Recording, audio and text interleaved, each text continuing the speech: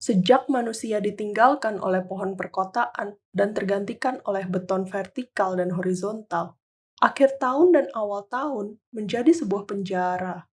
Jalanan yang tadinya abu-abu, solid, mulai tertutup air kecoklatan. Manusia menjadi tahanan rumah, atau bisa juga tahanan luar rumah bagi yang terjebak. Banjir besar seringkali menjadi langganan harian.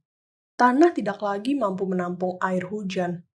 Teknologi yang katanya bertahun-tahun dikembangkan juga tidak menemukan titik terang menangkal hujan. Sayangnya, hujan juga harus menggerus sisa-sisa flora yang tersisa di bumi. Tahun 2085. Pagi ini Naya sangat bersemangat. Ia sudah siap dengan seragamnya, sekaligus tas sekolah di pundaknya. "Mah, Naya hari ini sekolah jalan kaki ya. Aku pergi dulu, dadah." "Sayang, aku juga kerja dulu ya. Jangan kangen ditinggal sendirian." Nio juga pamit. Aku ditinggal sendiri lagi deh. Arlin melipat kedua tangannya dengan wajah bete manjanya. "Ya, kamu sih berhenti kerja, hehe." Nio lalu mencium kening sang istri. "Kunci mobil udah?" tanya Arlin. Nio mengambil kunci mobil dari kantongnya dan menunjukkannya kepada Arlin. "Dah, aku pergi ya." Nio dan Naya tidak pergi ke arah yang sama. Nio pergi ke kiri, sedangkan Naya pergi ke kanan. Seharusnya. Tetapi hari ini tidak seperti yang seharusnya. Naya tetap pergi ke kanan, tetapi ia tidak menuju ke arah sekolahnya. Setelah Naya melihat bahwa mobil papanya sudah tak lagi terlihat, Naya langsung buru-buru mengarah ke rumah Winnie, teman sebangku di kelasnya. Rumahnya berada di sebelah kiri, tetapi ia memilih jalan memutar hari ini. Rumah Winnie selalu sepi, tempat yang pas untuk perkumpulan orang-orang yang bolos sekolah. Kakak laki-lakinya berkuliah di Amerika tahun kedua jurusan teknik elektro. Peringkatnya yang selalu menempati posisi puncak membuatnya ditakdirkan untuk mendapat beasiswa penuh dari pemerintah. Bahkan, ia tidak perlu repot-repot mendaftar ke sana kemari. Tawarannya sudah lebih dulu mengantri panjang. Sebuah tekanan besar untuk Winnie. Selain itu, Mama Papa Winnie yang sedang merintis usaha bersama Om dan Tante Winnie selalu menghabiskan waktu di Semarang dan hanya pulang kalau Sabtu Minggu atau ada libur panjang. Sejak Rivers Day, usaha mereka menyewakan lapangan tenis outdoor bangkrut. Winnie seperti anak panti asuhan yang bukan anak panti asuhan, tetapi juga dipaksa selalu mandiri. Winnie membuka pintu lebar-lebar menyambut kedatangan Naya. Sore ini, rumah Winnie terasa berbeda. Wangi menyerbak sampai kemana-mana. Bisa ditebak campuran antara melati dan anggrek. Bercampur juga dengan wangi kayu-kayuan yang menjadi struktur utama rumah Winnie. Naya berjalan melintasi ruang tamu dan ruang makan. Tidak ada tanda-tanda, bahkan sekuntum bunga pun sedang atau pernah ditaruh di sana. Hanya ada sepiring bakwan jagung yang masih hangat dan garing di atas meja. Anehnya, baunya tidak ikut tercium. "Udah sarapan?" tanya Winnie. "Oh, udah, tadi mamaku bikin smoothie sama telur dadar," kata Naya. "Ya udah, kalau lapar nih makan aja ya. Aku cuma goreng bakwan doang sih tadi sore." Winnie mengambil satu bakwan dan membawa serta piring itu ke area belakang rumah. Belakang rumah Winnie adalah area kesukaan Naya. Semi outdoor dengan rumput artificial membuatnya terlihat segar. Lantainya dibuat lebih rendah dari sekelilingnya untuk menangkal banjir masuk ke rumah. Tetapi yang paling disukai Naya adalah gazebo yang selalu terasa dingin dengan lantai kayunya. Bisa dibilang sudah jadi base camp. Tempat tujuan Naya setiap kali ia nyelonong masuk ke rumah Winnie. Ketika Naya masuk gazebo, ia menemukan pelakunya. Dua buah pot bunga sebelumnya tidak ada di sana. Masing-masing berisi anggrek dan rosemary. "Ah, dikit lagi bener," gumam Naya dalam hati. "Bawa nggak tiketnya?" tanya Winnie. "Bawa dong." Bentar-bentar. Naya membuka tasnya. Ia mengeluarkan tiket konser band Indonesia yang lagi naik daun, The Blue Jeans. The Blue Jeans adalah band pop yang namanya cukup menggaung di antara masyarakat Indonesia setahunan ini. Orang dari pelosok Indonesia datang hanya untuk melihat sang vokalis yang terkenal flawless atau tanpa cacat dengan nama panggung Lord Ervin. Tampan, ramah dengan fans, jago nyanyi, jago main gitar, lulusan University of Oxford, dan kalau sedang senyum, lesung pipinya membuat wanita manapun jatuh cinta. Di luar itu, lagu-lagunya pun bukan asal jadi saja, tetapi memiliki sebuah cerita yang cukup kena bagi semua kalangan. Maka dari itu, penggemarnya pun banyak kaum laki-laki. Kapan dunia ini bisa bising dan sunyi dalam sunyi, untuk sekedar tertawa pada hal-hal terbodoh, dan sekedar tersenyum pada hal-hal terindah, yang masih malu-malu. Menyelenggarakan konser outdoor setelah hari Reverse Day adalah sebuah tantangan tersendiri. Banyak yang harus dipertaruhkan. Kalau dulu, orang beraktivitas di pagi sampai sore hari. Lalu masih ada malam untuk menghadiri konser ataupun acara-acara lainnya. Sekarang, orang harus beraktivitas di sore sampai subuh. Dan orang juga harus menghadiri konser saat sore sampai subuh. Taruhannya, apakah tiketnya akan habis terjual? Atau penyelenggara harus mengalami kerugian? Tapi tentunya ini bukan masalah besar bagi band sekelas The Blue Jeans.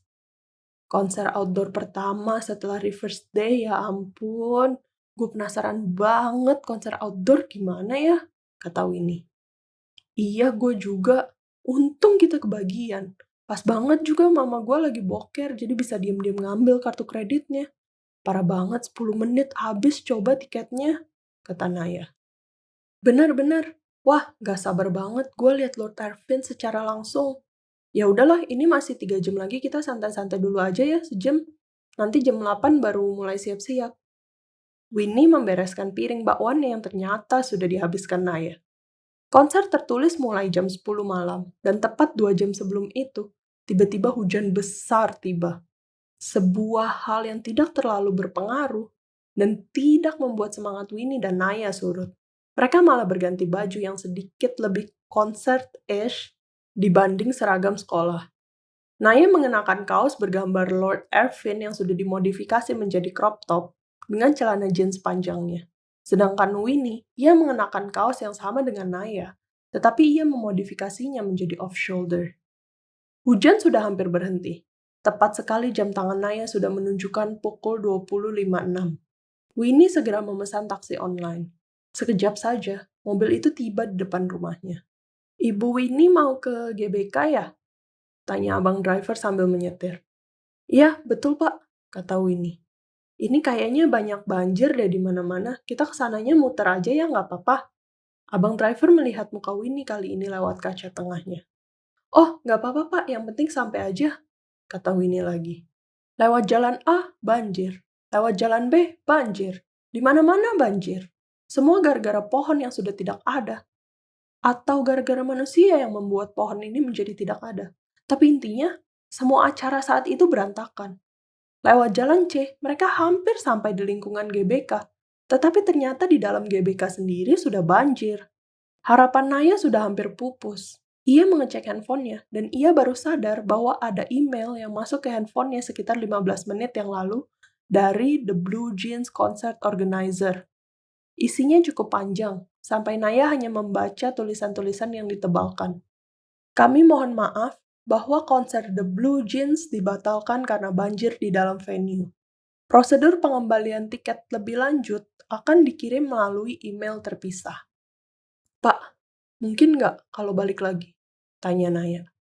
Wah, nggak bisa deh, harus pesen driver lagi. Tapi kayaknya lagi banjir di mana-mana gini juga susah deh, kata abang driver. Ya udah deh, tolong cari kafe deket sini aja ya pak, nanti kita turun di situ, kata Naya. Siap bu. Loh, kenapa Nay? Nggak jadi ke GBK? Kita turun aja di mana gitu, ntar ke dalamnya jalan. Winnie melihat Naya dengan wajah bingungnya. Win, cancel konsernya. Katanya kebanjiran GBK-nya. Oh, Winnie terdiam. Mereka sama-sama menangis, tetapi sama-sama tak mengeluarkan air mata. Winnie dan Naya berakhir di kafe. Tidak tahu harus berbuat apa. Mereka duduk di samping jendela. Naya memandang bulir-bulir air yang menempel di kaca bekas hujan, sedikit diterangi dengan warna kekuningan dari lampu-lampu mobil yang masih berusaha mencari jalan. Ia masih berharap tiba-tiba ada kabar kalau konser tidak jadi dibatalkan karena banjir di dalam GBK sudah surut. Tetapi ia juga tahu hal itu tidak mungkin terjadi. Kayaknya karma deh, Win. Gue kabur diem-diem. Bolos sekolah demi nonton konser. Terus sekarang, kita malah terjebak di sini. Naya memangku kepalanya di atas punggung tangannya. Winnie diam saja. Ia tidak tahu bagaimana perasaan bohong kepada orang tua. Karena ia tidak perlu izin ke siapapun untuk melakukan hal sesuka hatinya. Melawan argumen Naya akan membuatnya terlihat jahat, seperti menghasut teman sendiri. Tetapi mendukung argumennya pun, ia tidak punya alasan kuat. Cukup lama tidak ada percakapan di meja itu, kecuali mengucapkan terima kasih kepada pelayan yang mengantarkan makanan dan minuman, atau suara sendok teh yang mengenai sisi cangkir saat mengaduk gula. Sampai hening itu pecah ketika Winnie melihat seseorang masuk ke dalam kafe. Nai, Nai, tidak ada jawaban dari Naya. Tatapannya kosong. Nai, Nai, Nai. Winnie menepuk-nepuk tangan Naya kali ini. Sorry. Kenapa? Kamu jangan langsung nengok ya. Tapi kayaknya itu papa kamu deh. Mendengar kata-kata Winnie, Naya secara otomatis menoleh mencari orang yang dimaksud Winnie. Dan benar saja, papa Naya masuk ke kafe yang sama dengan Naya. Dengan keadaan Naya sedang bolos. Papa Naya datang bersama satu orang laki-laki yang mungkin adalah teman kantornya. Tetapi justru yang membuat Naya penasaran, apa yang sedang dilakukannya di sini dan bukannya kerja? Bagi Naya yang sedang berbohong, tidak mungkin ia menyapa papanya, apalagi mengajaknya untuk pulang bareng. Ia tidak boleh terlihat, tetapi juga ia harus tahu kapan waktu yang tepat untuk bisa meninggalkan kafe sebelum papanya sadar tentang kehadirannya. Laporan demi laporan masuk dari Winnie. Mulai dari Papa Naya memesan beberapa minuman beralkohol, mereka mendapat teguran karena tertawa terlalu keras, tidak tahu apa yang dibicarakannya, dan berakhir malah tidur dengan posisi duduk. Akhirnya beberapa jam telah berlalu, ketika berita mengumumkan banjir sudah mulai surut.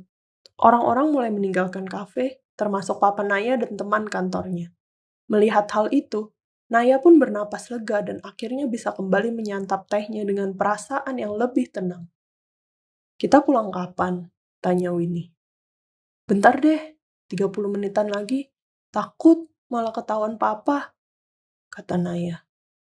Winnie dan Naya pulang setengah jam kemudian, masih dengan taksi online.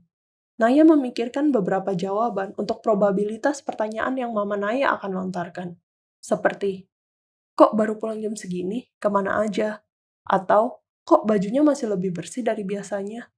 Perasaan bohong adalah perasaan yang tidak mengenakan kedua. Perasaan yang tidak mengenakan pertama adalah, sudah bohong, malah gagal.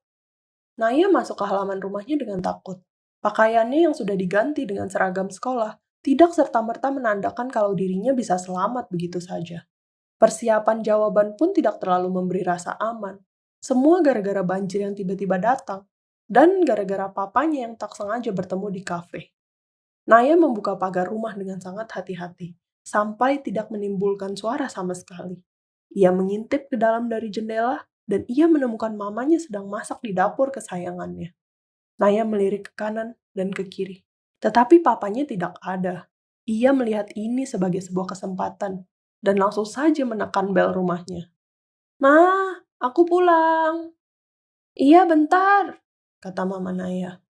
Terdengar langkah kaki yang semakin mendekat ke arah pintu. Dan tak disangka, Papa Naya yang membukakan pintu. Ia masih mengenakan baju rapi yang tadi dilihatnya di kafe. Kemeja biru bermotif angsa dengan celana bahan hitam. Semakin menegaskan bahwa yang di kafe itu adalah papanya. Lama mereka bertatap-tatapan persis pada garis pembatas antara rumah dan luar rumah. Saling berusaha membaca pikiran satu sama lain. Padahal pikirannya sama-sama sedang berusaha membaca pikiran satu sama lain. Suasana aneh itu akhirnya selesai ketika Papa Naya mengajaknya masuk ke dalam. Nay, sini cepetan. Mama udah masak sushi nih, mumpung norinya masih garing. Tapi gyozanya tunggu bentar lagi ya, 5 menit lagi mateng, kata Mama Naya. Naya tertegun mendengar pernyataan mamanya. Ia sama sekali tidak menyangka kalau pertanyaan tidak akan berjatuhan menimpa perasaannya. Justru yang lebih tidak disangka adalah papanya yang masih berdiri di depan pintu, diam saja di sana, tetapi matanya tajam melihat ke arah tas yang dipikul Naya di pundaknya. Menyadari ada yang tidak beres, Naya mengambil sebuah langkah cepat. Iya ma, bentar, aku ganti baju dulu. Naya buru-buru masuk ke kamarnya. Ia membereskan semua barang bukti perkonserannya, seperti baju kotor, tiket, dan hal-hal lainnya. Setelah merasa semua sudah cukup aman, ia kembali bergabung dengan papa dan mamanya. Nih, gyozanya udah jadi, kata mama Naya sambil menaruhnya ke piring satu persatu. Gimana tadi sekolah? Kok baru pulang jam segini? Naya melirik ke arah papanya yang menatapnya tajam. Dengan takut-takut, Naya berusaha mengeneralisirkan jawabannya. I, i, iya mah, tadi sempat kerja kelompok sama Winnie di kafe gitu. Tapi terus banjir nggak bisa pulang. Mama Naya malah tertawa, memberi reaksi yang agak tidak diduga. Nay, kamu ke kafe mana emang? Sekolah kamu kan deket sini, ke kafe juga tinggal nyebrang aja. Tadi kafenya agak jauh, mah. Cari suasana. Tadi aku juga ketemu sama Pak A. Tiba-tiba Papa Naya menginjak kaki Naya, menghentikan ucapannya. Matanya masih tajam memandang Naya, duduk di sebelah Mama Naya yang masih sibuk makan. Ketemu Pak. Pak siapa? Tanya Mama Naya. Naya gantian melirik papanya, lalu mamanya. Tatapan keduanya tajam. Mamanya menunggu jawaban Naya. Papanya entah sedang berpikir apa, tapi sepertinya perasaan papanya agak tersampaikan. Naya tahu kata-kata apa yang harus dihindari kali ini. Ketemu Pak Samuel. Pak Samuel, guru agama di sekolah. Ngapain nih dia ke kafe jauh-jauh banget? Oh, kebanjiran juga dong dia nggak bisa pulang. Mama Naya melanjutkan makannya lagi. Jawaban itu sedikit banyak merubah suasana di meja ini. Tatapan mata Papa Naya sudah mulai agak teralihkan oleh sushi California roll yang melintang besar di tengah meja, dilengkapi dengan kecap asin dan sedikit wasabi di sampingnya. Saat itu juga, Naya bisa menembuskan napas lega sepanjang-panjangnya, mengetahui semuanya baik-baik saja. Mah, Naya mau pipis dulu ya bentar. Naya bangun dari tempat duduknya. Ia masih mencoba menganalisis apa yang terjadi. Sambil berjalan ke toilet dan berpikir, ia menoleh ke belakang melihat pundak papanya. Andai ada sesuatu yang terlewatkan. Dan benar saja, dari kantong celana belakang, terlihat sebuah kertas panjang mencuat setengahnya. Oh, gara-gara itu, gumam Naya dalam hati ketika ia mencoba membaca tulisannya yang agak terpotong. Uwe Jeans, outdoor concert.